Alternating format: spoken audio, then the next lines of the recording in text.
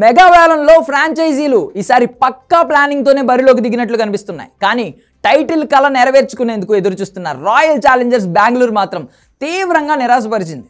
Mega వేలంలో ఆశించిన రీతిలో ఆటగాళ్లను కొనుగోలు చేయలేకపోయింది. 83 కోట్ల భారీ పర్సుతో వేలంలోకి అడుగుపెట్టిన ఆర్సీబీ దూకుడుగా యాక్టివ్గా ఆటగాళ్లను కొనుగోలే చేయలేదు. మొదటి రోజు వేలంలో రాయల్ ఛాలెంజర్స్ బెంగళూరు 6 ఆటగాళ్లను మాత్రమే కొనుగోలు చేసింది. RCB Australia pacer Josh Hazlewood, England opener Phil సాల్ట్ల కోసం అత్యధిక మొత్తాన్ని వెచ్చించింది. Royal challengers Bengaluru Virat Kohli, Rajat Patidar, Yash Dayal retain చేసుకుంది.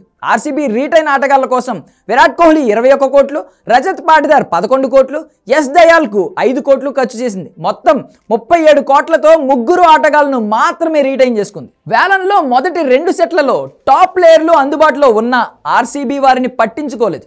కేఎల్ రాహుల్, యుజ్వేంద్ర చాహల్ను తిరిగి కొనుగోలు చేయడంతో పాటు రైట్ టు మ్యాచ్ కార్డు కింద సిరాజ్ మ్యాక్స్వెల్ను తీసుకుంటారని భావించగా ఆర్సీబీ మాత్రం వారి గురించి కనీసం బిడ్ కూడా వేయలేదు. ఆర్టీఎం కార్డు ఉపయోగించుకునేందుకు కూడా ఆసక్తి చూపలేదు. 3 ఆర్టీఎం కార్డ్స్ను సద్వినియోగం చేసుకోలేదు. కనీస ధరలకే మాజీ ఆటగాళ్లు అందుబాటులో ఉన్న కొనుగోలు చేయలేదు.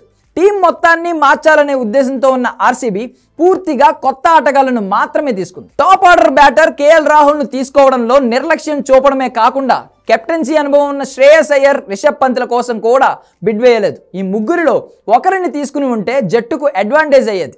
చివరికి నిలకడలేని పవర్ హిట్టర్లు, అనుభవం లేని బౌలర్లు మరియు కనీస అనుభవం ఉన్న వికెట్ కీపర్ల కోసం కూడా కోట్లు వెచ్చించడం ఆర్సీబీ అభిమానులను తీవ్ర నిరుత్సాహానికి గురిచేసింది. దీంతో సోషల్ మీడియాలో ఫ్యాన్స్ విమర్శలు గుప్పిస్తున్నారు.